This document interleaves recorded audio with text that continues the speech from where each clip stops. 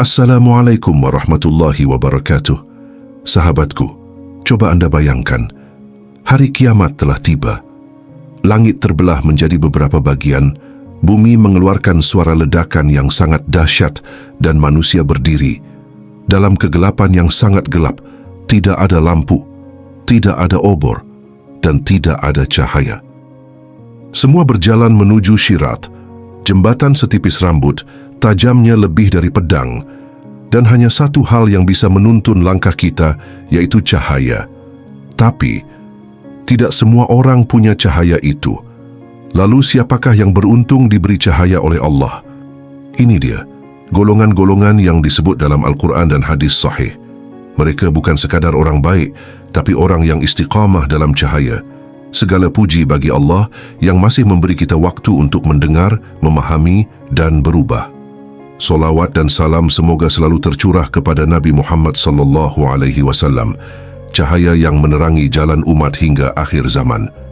Semoga Allah Subhanahu wa Ta'ala jadikan kita semua termasuk golongan yang mendapat cahaya di hari yang gelap itu. Dan semoga setiap mata yang menonton video ini serta setiap hati yang tersentuh diberikan cahaya dalam hidupnya, di dunia, di alam kubur hingga di alam akhirat nanti. Amin ya Rabbal Alamin. Jangan lupa dukung kami dengan cara klik like, share, dan subscribe channel ini agar kita bisa terus berjalan bersama dalam cahaya ilmu dan iman. Allah berfirman dalam Al-Quran surat At-Tahrim ayat 8, "Wahai orang-orang yang beriman, bertobatlah kepada Allah dengan tobat yang semurni-murninya. Mudah-mudahan Tuhanmu akan menghapus kesalahan-kesalahanmu dan memasukkanmu ke dalam surga yang mengalir di bawahnya sungai-sungai." Pada hari ketika Allah tidak menghinakan Nabi dan orang-orang yang beriman bersamanya, cahaya mereka memancar di hadapan dan di sebelah kanannya. Mereka berkata, "Ya Tuhan kami, sempurnakanlah untuk kami cahaya kami dan ampunilah kami. Sesungguhnya Engkau Maha Kuasa atas segala sesuatu." Mereka adalah bukan malaikat. Mereka juga pernah berbuat salah, pernah jatuh, pernah kotor, bahkan pernah jauh dari Allah Subhanahu wa Ta'ala. Tapi akhirnya mereka sadar. Dan saat semua orang bangga dengan dosa, mereka justru malu dengan masa lalunya. Mereka tidak membanggakan luka, tapi menjadikan luka itu alasan untuk kembali kepadanya. Mereka bertobat dengan air mata yang tidak terlihat oleh dunia, dengan doa-doa malam yang cuman Allah saja yang tahu. Mereka memperbaiki pelan-pelan, bukan demi citra, tapi demi akhirat. Tobat mereka bukan hanya sekadar di lisan, tapi perubahan yang menyakitkan. Meninggalkan dosa itu sakit, tapi jauh dari Allah, jauh lebih menyiksa. Berikan kabar gembira kepada orang-orang yang sering berjalan ke masjid dalam kegelapan, bahwa mereka akan mendapatkan cahaya sempurna di hari kiamat. Dikutip dari hadis riwayat Abu Dawud dan Tirmidzi, mereka bukan orang yang disorot oleh kamera, bukan tokoh besar yang dikenal dunia, tapi langkah-langkah kecil mereka mencatat sejarah di langit. Mereka bangun ketika dunia masih tidur. Saat alarm pertama berbunyi, mereka segera bangun dari tempat tidurnya, mengusap rasa ngantuk dengan air wudu, menggigil, tapi tetap melangkah. Dingin menyentuh kulit, gelap menyelimuti jalan, tapi hati mereka panas dengan rindu kepada Rabb-nya. Mereka tahu, masjid bukan tempat biasa. Masjid adalah undangan dari langit, tempat pertemuan jiwa dengan penciptanya. Setiap langkah ke masjid dalam kegelapan dicatat, disaksikan oleh bumi, ditulis oleh malaikat, dan dijanjikan ganjaran yang tidak terbayangkan, yaitu cahaya sempurna di hari kiamat. Cahaya yang tidak akan padam, cahaya yang bukan sekadar penerang jalan, tapi bukti bahwa dia pernah mencintai Allah, bahkan saat seluruh dunia memilih untuk tetap tidur. Mereka bukan cuma pejalan malam, mereka adalah pejuang sunyi yang tak pernah absen saat azan memanggil, yang tahu bahwa kegelapan malam hanyalah sebuah ujian kecil sebelum Allah memberikan cahaya yang abadi. Mereka tidak menunggu nyaman, tidak menunggu sempat, karena mereka tahu masjid adalah tempat kembali sebelum kembali untuk terakhir kalinya. Sesungguhnya umatku akan datang pada hari kiamat dengan wajah, tangan, dan kaki yang bercahaya karena bekas wudu.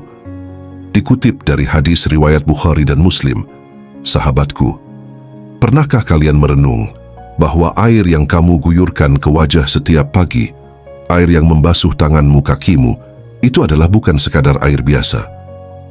Itu adalah cahaya masa depanmu, cahaya yang tidak terlihat sekarang, tapi Allah janji akan menyala di hari kiamat nanti. Wudu, sebuah ritual sederhana yang bahkan sering dilakukan terburu-buru, tapi ternyata di mata Allah itu bukan rutinitas, itu adalah investasi. Investasi yang akan bersinar ketika saat tidak ada lampu, tidak ada lilin, dan tidak ada matahari. Wajahmu bercahaya, tanganmu bercahaya, kakimu bercahaya. Semua bersinar karena kamu suka menjaga wudu. Mereka yang mencintai kesucian tidak hanya bersih jasadnya, tapi jiwanya pun dibersihkan 5 kali sehari.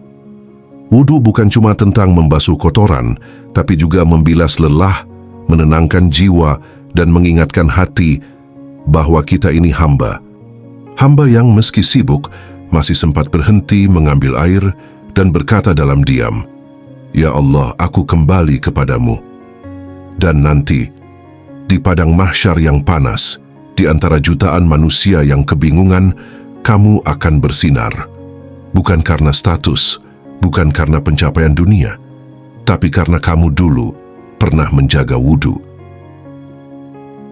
Sedekah akan menjadi naungan dan cahaya bagi pemiliknya pada hari kiamat. Hadis riwayat Ahmad dan Hakim, mereka nggak butuh tepuk tangan, nggak cari spotlight, bahkan nama mereka jarang disebut, karena mereka menyembunyikan kebaikan seperti menyembunyikan aib. Mereka membagi karena hati mereka tidak kuat melihat orang lain menderita. Ada dorongan dalam jiwa yang berkata, kalau aku bisa bantu, kenapa harus diam? Kadang cuma beberapa ribu, kadang makanan yang mereka masak sendiri, kadang hanya senyum dan kata yang menguatkan. Tapi Allah tidak menilai jumlah, Dia menilai rasa. Rasa itu ikhlas.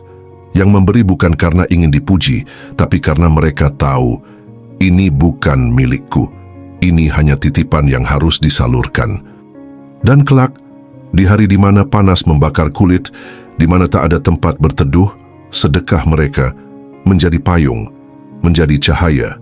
Sementara yang lain berlari mencari perlindungan, mereka berdiri damai di bawah cahaya yang mereka tanam sendiri, dengan tangan kanan yang bahkan tangan kirinya pun tidak tahu. Mereka tidak menunggu kaya untuk memberi, karena mereka tahu kaya itu bukan soal isi dompet, tapi soal luasnya hati. Mereka yang pernah memberi dengan senyum, yang rela kehilangan dunia demi membantu saudara, adalah orang-orang yang paling terang di akhirat. Cahaya bagi orang berilmu adalah cahaya ganda di hari kiamat. Makna dari berbagai riwayat dan tafsir ulama, termasuk Imam Nawawi, mereka nggak selalu pakai sorban. Kadang duduk sendirian di sudut kamar, membaca, mencatat, merenung, lalu berbagi. Mereka mungkin tidak terkenal, tapi dari lidah mereka lahir kata-kata yang membuka jalan orang lain menuju cahaya. Ilmunya bukan hanya untuk dirinya, tapi jadi obor yang dinyalakan ke hati orang lain. Dan anehnya, meski terus membakar ilmunya, obor itu nggak pernah padam, bahkan semakin terang. Ilmu itu bukan tentang seberapa tinggi gelar, tapi tentang seberapa dalam niat saat menyampaikan. Mereka tidak hanya tahu, tapi menghidupkan yang mereka tahu. Dan ketika mereka wafat, orang-orang mengira mereka pergi. Tapi ilmunya masih hidup di kepala orang lain, masih keluar dari mulut muridnya, masih diamalkan oleh tangan-tangan generasi berikutnya. Dan kelak, di hari yang gelap, Allah izinkan cahaya itu tetap menyala. Bukan cuma satu, tapi lebih dari satu. Karena setiap ilmu yang dibagikan adalah lilin kecil di dunia dan lentera besar di akhirat. Mereka yang pernah mengajar satu ayat, menjelaskan satu hadis, menuliskan satu kalimat kebaikan, tidak akan berjalan sendirian di padang mahsyar. Karena setiap amal dari orang yang pernah diajarkan menjadi cahaya-cahaya baru yang mengikuti mereka sampai surga. Al-Quran akan datang memberi syafaat bagi pembacanya, sebagai cahaya yang membimbingnya di hari kiamat. Dikutip dari hadis riwayat Muslim, sahabatku, bayangkan ini, ketika dunia terdiam, langit runtuh, langkah manusia gemetar menuju Syirath, sendiri, tidak ada teman, tidak ada keluarga, tidak ada pegangan, tapi tiba-tiba ada suara yang kau kenal, lembut, akrab, penuh rahmat.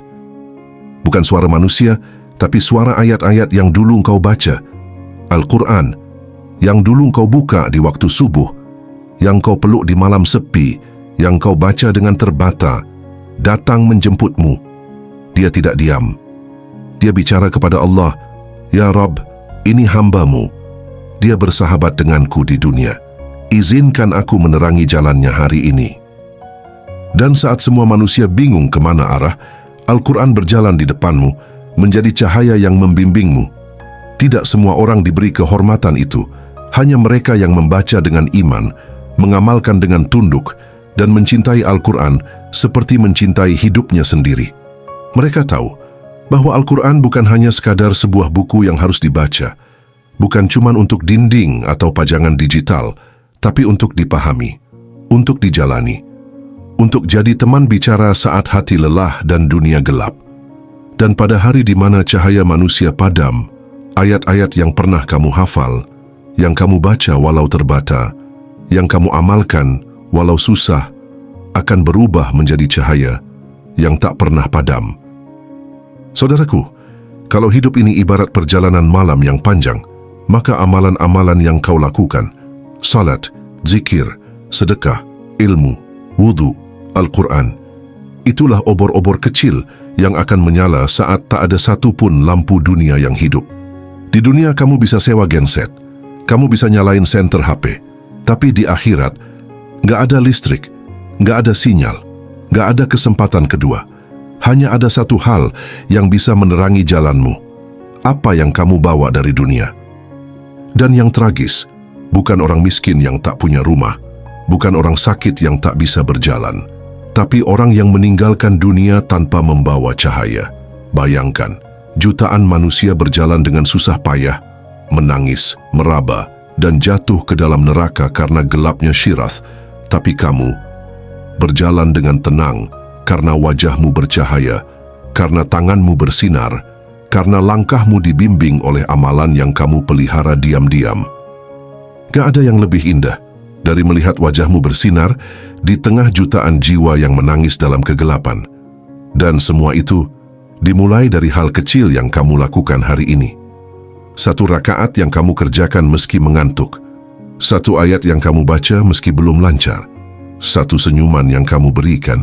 Satu kebaikan yang kamu sembunyikan. Itulah cahayamu.